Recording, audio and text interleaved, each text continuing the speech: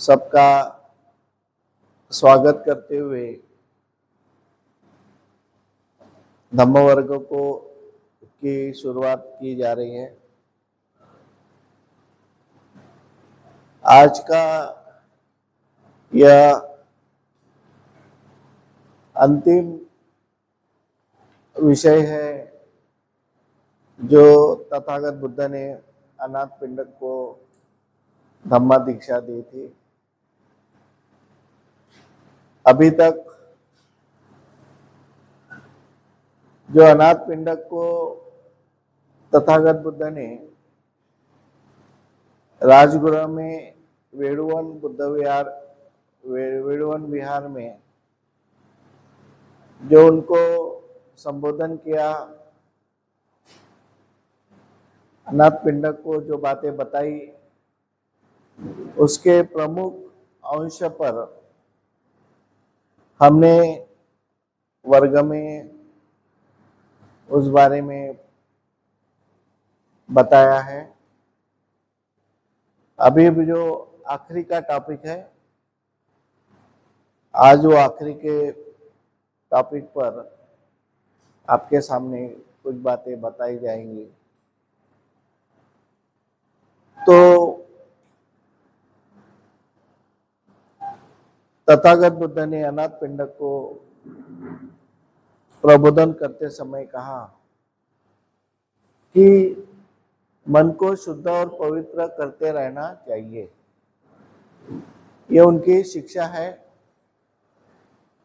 कि मन जो है, हम जितना हमारा संपर्क बाहर आता है, हम इधर उधर चले जाते हैं। ऐसे समय पर अनेक प्रकार के लोग हमें मिलते हैं। कभी उनके संपर्क होने के बाद कभी मन में अच्छा प्रभाव निर्माण होता है, कभी बुरा प्रभाव भी निर्माण होता है। हमेशा हमारे संपर्क में आने वाले लोग अच्छे ही होंगे ऐसा नहीं। हमारे से जो रोज होने वाला व्यवहार है वो अच्छा व्यवहार होगा ऐसा भी नहीं। अनेक प्रकार का व्यवहार हमारे मन पे प्रभाव डालता है। इसलिए हमें मन को शुद्ध और पवित्र करते रहना चाहिए, क्योंकि हमारा मन है, हमारे लिए सबसे बड़ी दौलत है। मन से बड़ी कोई भी दौलत हमारे पास नहीं है, क्योंकि मन पे जैसा प्रभाव निर्माण होगा, मन जिस तरह से कार्य करेगा, उसी तरह से हमारे शरीर पर, हमारे वाचा के ऊपर उसका प्रभाव निर्माण होता है। और आदमी मन के अनुसार कार्य करता है। जो मन में जो बात है उसी अनुसार मन हमेशा कार्य करते रहता है। इसीलिए बहुत अच्छी बात कही कि तथागत बुद्ध ने मन को शुद्ध और पवित्र करते रहना चाहिए। जैसे हम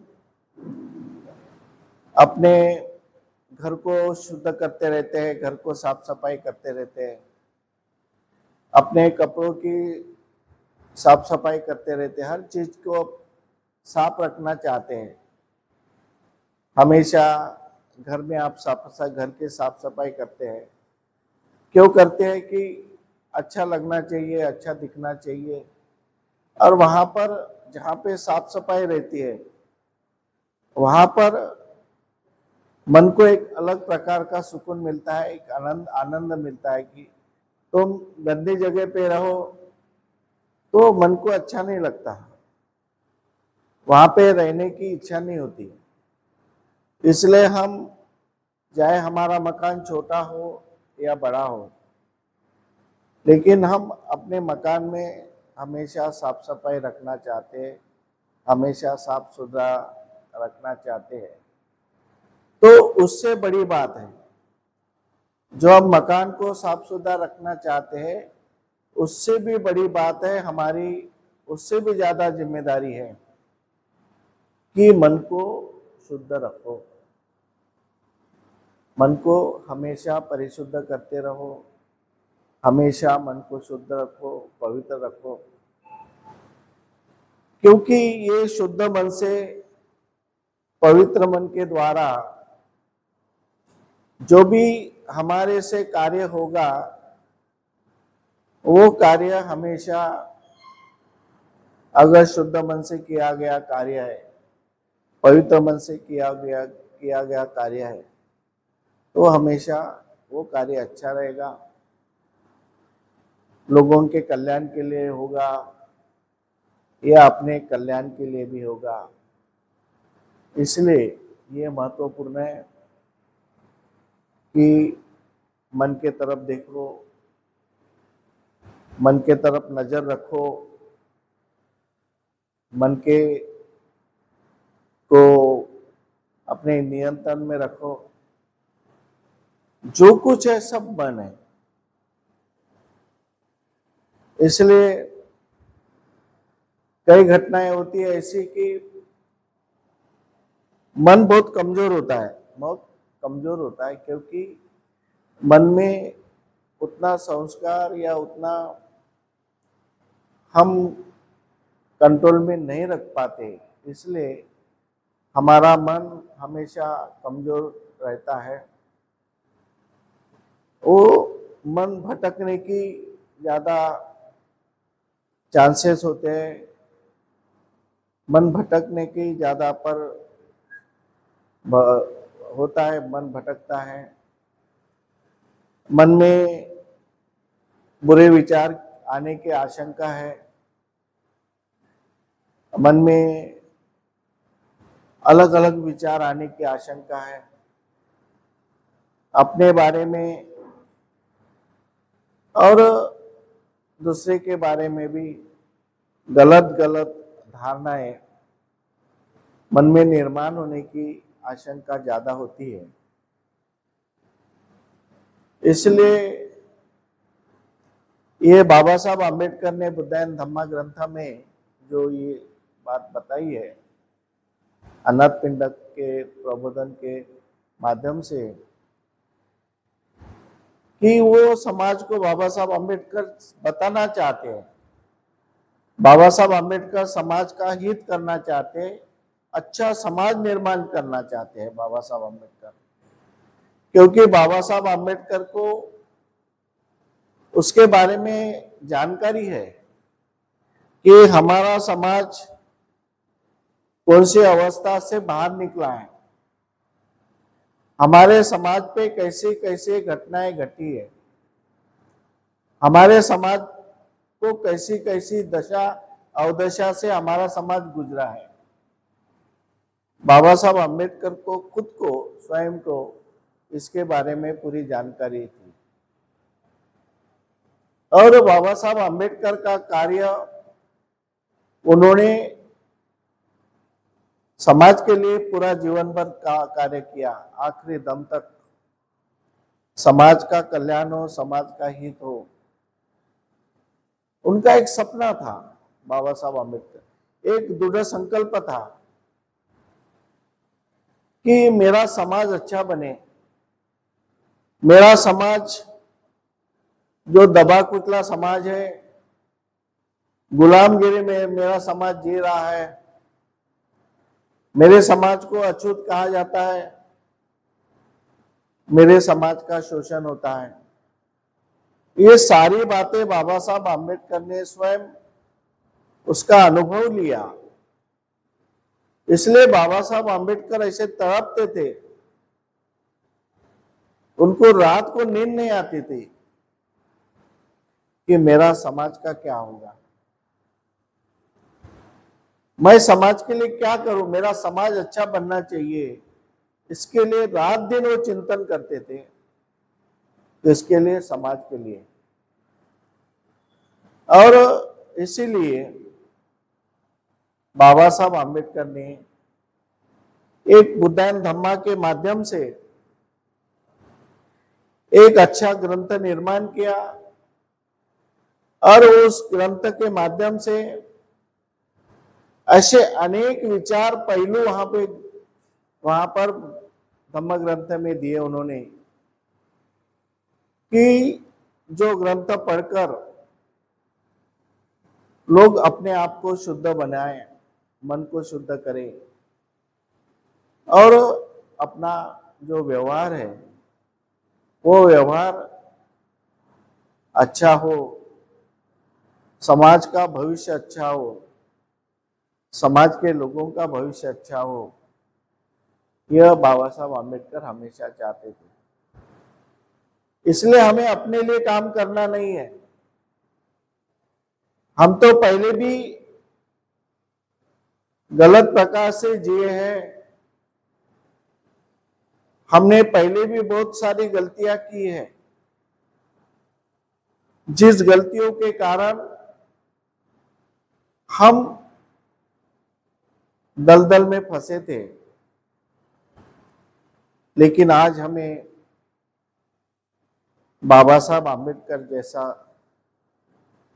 समाज सेवक मिला, जो समाज की सेवा करने के लिए रात दिन तैयार रहते थे। तथागत बुद्ध जैसा हमें बुद्ध धम्म का संस्थापक मिला। हमारे पास एक नहीं, दो दो महापुरुष है, महामानव है। इतना रहने के बावजूद भी इतने अच्छे महामानव, इतने अच्छे महापुरुष दूसरे समाज को नहीं मिले। जो महापुरुष हमें मिले, मान्य और कांशीराम जी जैसे महापुरुष मिले, जिन्होंने एक भिक्षु क्या, भिक्षु से बढ़कर निर्मल और पवित्र जीवन जिया। आज के वर्तमान स्थिति में इस तरह का जीवन कोई जीता नहीं जितना उन्होंने अपना जीवन जिया। हम उनके जीवन से प्रेरणा लेकर के हम अपने आप को आगे बढ़ाना है, अपने आप को तैयार करना है। इसलिए बाबा साहब आम्बेडकर ने जो भी बातें बताई है, उसका पालन करना हमारा पहला कर्तव्य है। हम किसी की बात मानो न मानो, लेकिन बाबा साहब आम्बेडकर की बात हमें मानना ही है, जरूर मानना है, क्योंकि उन्होंने पूरे जीवन को कुर्बान कर दिया हमारे लिए, पूरे परिवार को कुर्बान कर दिया।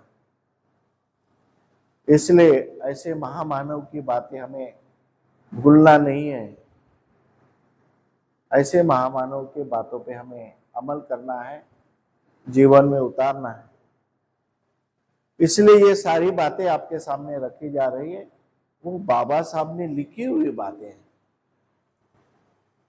बाबा साहब ने लिखी हुई बातें हैं, सिर्फ बताई हुई बातें नहीं, बाबा साहब ने लिखी हुई, लिखित स्वरूप में हमको दिया हुआ एक लेख है उनका, जीवन का एक लेख दिया उन्होंने, एक जीवन के लिए एक संविधान दिया, अच्छा जीवन कैसा जीते हैं।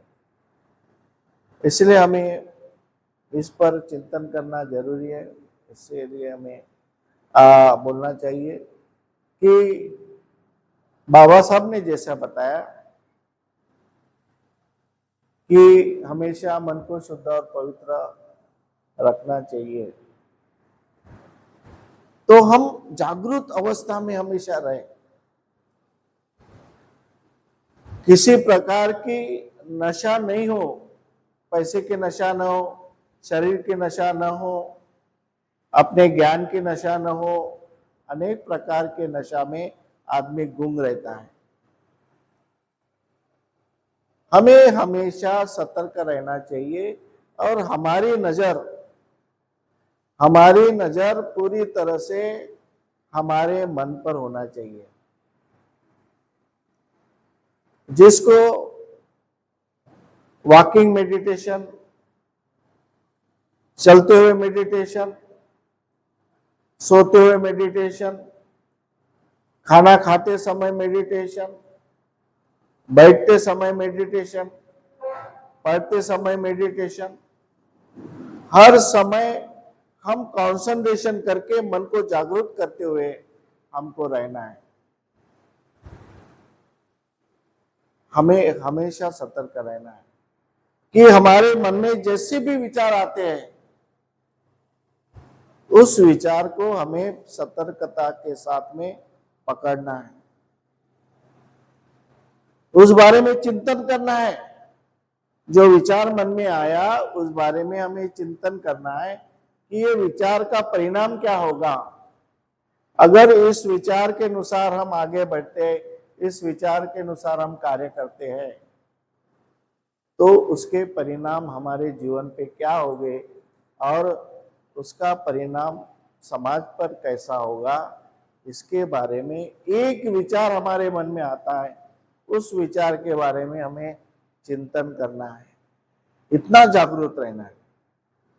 एक बात हमको बोलना है, एक शब्द हमको बोलना है, तो बोलने के पहले हमें बार बार विचार करना है, बार बार चिंतन करना है कि मेरा ये शब्द जो है, एक शब्द अगर मैं गलत उच्चारण करूं तो आपके इतने सारे मन हैं, मेरे एक शब्द से, गलत शब्द से आपके इतने सारे मन को कलुषित हो सकते हैं, मन को घृणित कर सकते हैं। इसलिए हमारा शब्द भी हमारे लिए इतना महत्वपूर्ण है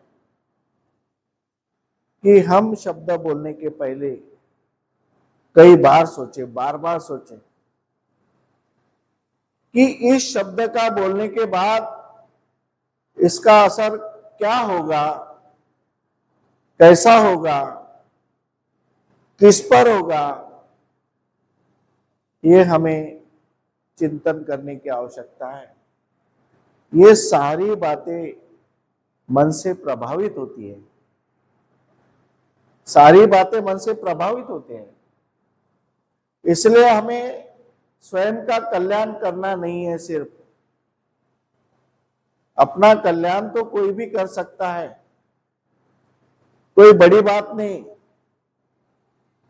अपना स्वयं का कल्याण करना यह कोई बड़ी बात नहीं है, लेकिन अपने साथ रहने वाले लोगों का कल्याण, अपने रिश्तेदारों का कल्याण, अपने पड़ोसी का कल्याण, अपने समाज का कल्याण और जिस देश में रहते उस देश का कल्याण